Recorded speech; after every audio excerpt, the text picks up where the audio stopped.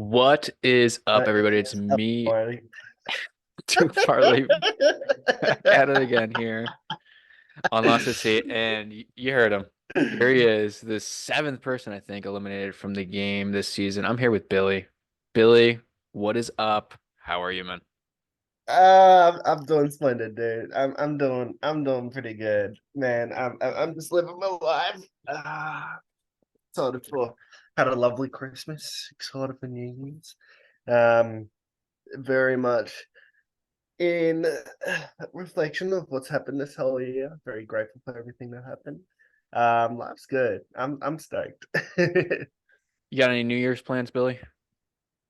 uh it'll probably involve alcohol, but I don't have anything set at the moment. But I'll figure something out, I'm sure of it. I'm sure it'll be absolutely electric. Hell yeah. Billy, here we are again talking a little bit Ascendance Live. Obviously, it didn't pan out the way that you might have wanted it to, but a lot of good stuff came from this season in terms of, your journey here. So I wanted to ask you just a blanket statement, a blanket question.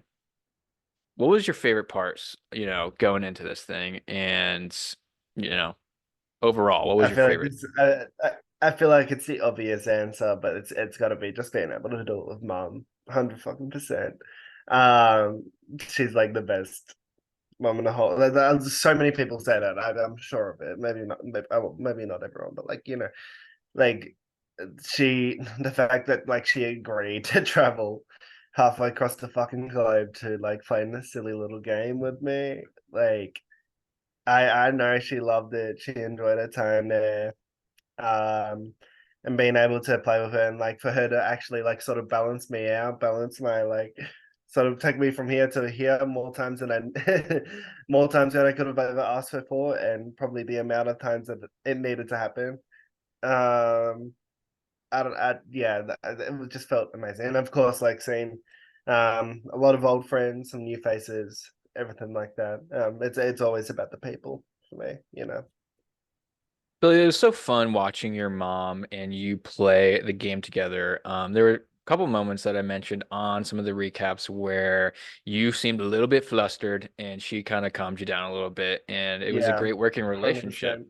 Were you surprised Yeah, that it developed, like it, kind of showed in the game how, calming of a presence your mom was? she. I wasn't. To be honest, I wasn't really shocked whatsoever because like I knew what she was coming in for, and like what she'd bring to the game, and like how we could use each other's skills to our own advantage. She was always going to be like the calm person of the duo, you know me. So I always very much looking for someone in the game to bring me down um, a notch or two, and having her by my side, not only being able to sort of calm me down, but like give me a clear path from what I should be doing. Whereas I was like sort of trying to get her more into the game and like present her more options. Like I, I don't know, it felt well, it was a surprising all because like I feel like it was just our plan as well going into the game, right? Where it was like we know with what our strengths are, let's sort of balance each other out. Yeah. Seeing, your mom just kind of leave the game on her own terms were Mm. you like, what are you doing, mom? You had a It's a good, longer run in you. yeah, yeah. I've been outside a couple times. Um, so I think it needs to be put in the context of like what the more time I spent in the Vita Villa, like the more like I was feeling like it was fucking like I swear to you it was fucking rock bottom being in there, and like I think it was also the mentality of like fuck, I'm the only vet in pre-jury, right? Like it was very disappointing, you know Yeah. and to have her there with me to like back me and support me like meant the world. So I have told her this, like I would have preferred her to say it in the game, like no doubt about it whatsoever, like for her to continue and like keep doing the thing would have been fucking sick. But I also appreciate the fuck out of her for being able to sort of call time and be able to be there for me. I think it's just the mother in her. Yeah. So I'm very, very grateful, you know. Billy, you mentioned being, one of the returners this season. There were five other returners, a couple from your season. Was that shocking to you, that first night walking in and you see, your boy Josh? Bro, I saw a ghost. I swear to God, I saw a fucking ghost when Josh walked in. I did not think for a second that motherfucker would be there. Like I just thought they'll save him for another season. They'll save him for All Stars or some shit like that. Because in my mind, I was like, this is gonna be second chances, right? Like I expected Adam to be there, 100%. I expected people like Michael and Christopher, to be there. Like Josh, Taisha, and Erica were like, really? Like you're out at All Stars or some shit like that? Like I was very happy that they were there because like I love them all very dearly, but like I was also like, huh? Yeah. It was it was sick in that way though, you know. Um, but at the same time, just I feel like I expected more. I think I might have expected less for Tony's, to be honest. Maybe more. I'm not sure. I'm not entirely sure, but I was definitely more surprised that that there were more newbies than there were a lot more newbies than I expected. That's what I was trying to get to. There we go. So, Yeah. well, not newbies, but like new to Ascendants. Like a few of them have played LRGs before. Right. So obviously in season three, there was a little bit of a, rivalry, whatever you call it, between yourself and Josh. And during Yeah, your exit, I noticed that one of the things that you addressed was, kind of sort of righting the wrong, and, yeah, kind of working together. So were you surprised, yeah. this season that, you guys were so cordial? I would guess. Um, I feel like I was so laser focused on the moment from season three before coming in, but like once we started talking, I was like, yeah, we'll be fine. You know, like if I felt like both of us were in a similar position that it felt like it needed to happen for like us to working together needed to happen like for the benefit of our games. And so I was sort of able to put whatever the fuck happened in season three aside and be like, like no, this is a good genuinely good guy. Like he's had my back throughout the whole game and like I can even whatever game happens, like whatever end game happens, like I could sort of put it aside and just be like, not try not focus on that, you know. Yeah. Um I don't know. I'm very, very proud that we're sort of able to overcome that. Um, I don't know. He's a good dude. I have so much fucking respect for Josh. So I'm stoked that it panned out that way. To be honest. So Yeah. How stoked were you to, well, I guess not how stoked were you? How shocked were you that, everybody voted for you at your elimination? It seemed like it was kind of a blindside for you. yeah, well, yeah, I was shocked. I can't even lie. I wish I could say I wasn't because it felt so obvious and it felt so easy, but I truly did not expect that to be unanimous. And man, but I remember like lining up at the voting booth, and specifically, I remember Rachel and Taisha. They weren't looking at me and then directly in the eye, and like Rachel was like crying, and I'm like, she's not crying for Josh. Oh fuck. So I knew my name was out there, but I didn't think it had traction. So as soon as that happened, I was like, oh fuck. All right. Well, it was real, y'all. I I understood why a few people did it. Honestly, I played that whole round really fucking badly. Like you should have seen me. I threw out like three names. But I was like so fucking nervous that it could have been me, like mom and I were in different elims and like we weren't able to talk to each other as much that one. Um, but I don't know, I was just trying to figure out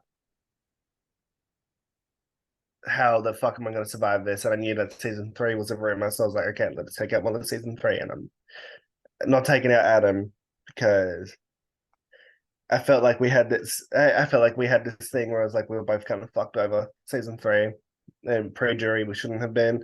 Let's get to further and work together this time. Meanwhile, he was the one that was plotting my own fucking demise. Um, I so that's what I went with. So I can't believe I was blindsided. I felt like it was so fucking easy, bro. Yeah. Yeah. But like, you got to be humbled sometimes, you know. Yeah. Would you have rathered it go this way than the first time?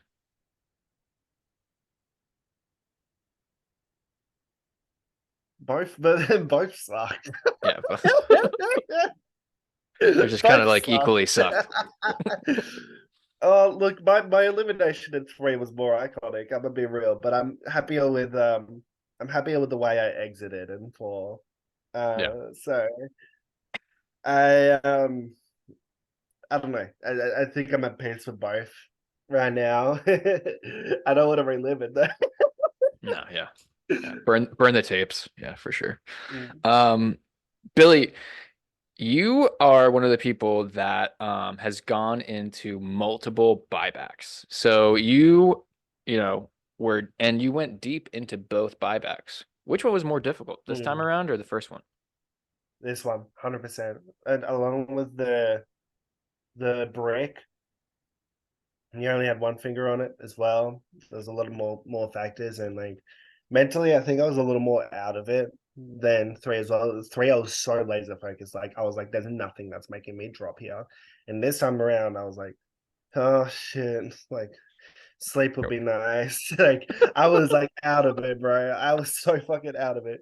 So I yeah, this one was a little more difficult mentally, and then yeah, Chris said his thing, had a story, and then I was honestly kind of like, you know what, like my his story ain't over. Mine can come to a close for now, you know. Right. So I don't know. I was more at peace with losing this one than three. That's for sure. Yeah. Would you say like the pre-jury that went into season three or season four, which one of those had like more camaraderie or like, all right, whoever goes back in, we're really rooting for that person? Ooh, that's a good question. That's a really good question. I feel like four. I'm gonna say four. I think there's literally only one person who probably wasn't agreeing with as much as what we wanted to do, and that one person actually ended up winning. Because I know I was like very much as soon as I went in, I was like, let me do my best to bury the fuck out of Adam and Taylor because I was over them at that point. I was like, all right, if I get in this, I'm getting their fucking asses out, point blank. Would it have worked? I'm not gonna answer that, but nonetheless, I I think season four, I think a lot of us, I mean, sort of going off of what a lot of what Matt was saying, to be honest, like the vets sort of powering through, the girls kind of thing. I think a lot of us had an idea of like, okay, who was probably not too much in power and who needed to go if we wanted a chance to win, you know? So I think, yeah, I would say go with that. So you're saying, so you also said that if you were to have, outlasted the last two people in this competition, you would Oh, have gone. Adam and Taylor. Oh, I would have done everything in my fuck with my whole body. It would have been like I would have gone directly to mom and been like, "Hey, I'm back. Hug. Okay, let's do this." Gone to Josh, Michael, Eric, and be like, "Eric, I'm sorry I threw your name out, but we're fucked if we don't work together. Let's go. Let's get these motherfuckers going. You know, shit like that." Probably would have gone to Chris too. Made up with Rachel.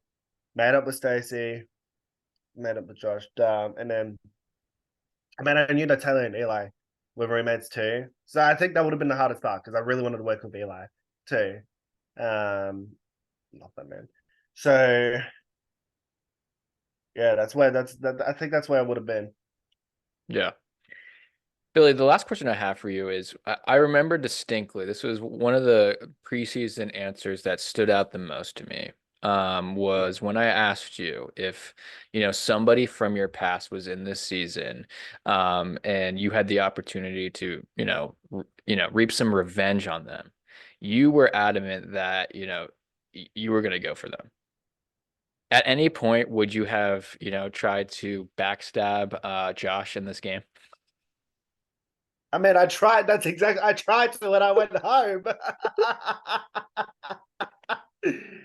Yeah, no, 100%, 100%. I would have gone for that TV moment and been like, like but I was focused. I was very much clearly focused on the wrong season three alum. I will say. So I mean, that's all I'll say on that. I think. Um, but yeah, again, Josh would have been juicy. Yeah. Yeah. A nice little bookend to your story, I felt like it would have been. But Billy, anything else that happened in the game that you want to talk about before we conclude this exit interview? Not really, not really. This is such a. I love attendance, bro. It's such a fun experience every single fucking time. Um, I'm a lot more at pace with the loss I had this season. Now, there are a couple moments like right after it happened where I was like, "Fuck!" Like rock. I'm telling you, rock fucking bottom. But like, I don't know. I'm in a place in life where I'm like, we're Gucci. I'm excited to see how it all plays out. Like one of the most fun parts about season three was watching the stuff that I wasn't able to see, and so I'm stoked to keep watching through and see what happens. And hopefully be a future guest on what's to say podcast Ascendance recap, which you can catch after this episode. I've said it's live. That's airing in like 40 minutes or some shit like that. This is probably way out of time and the actual exit when this interview will be posted. But like nonetheless, just to give you all an idea of where we're out of Yeah, we're out of place here, but Billy, I really appreciate you taking the time. This is our fourth, interview, and I'm sure that you will be back on the channel at some point to talk about another, episode, in the future. Sounds lovely. I'm so stoked. Thank you so much, Duke. Appreciate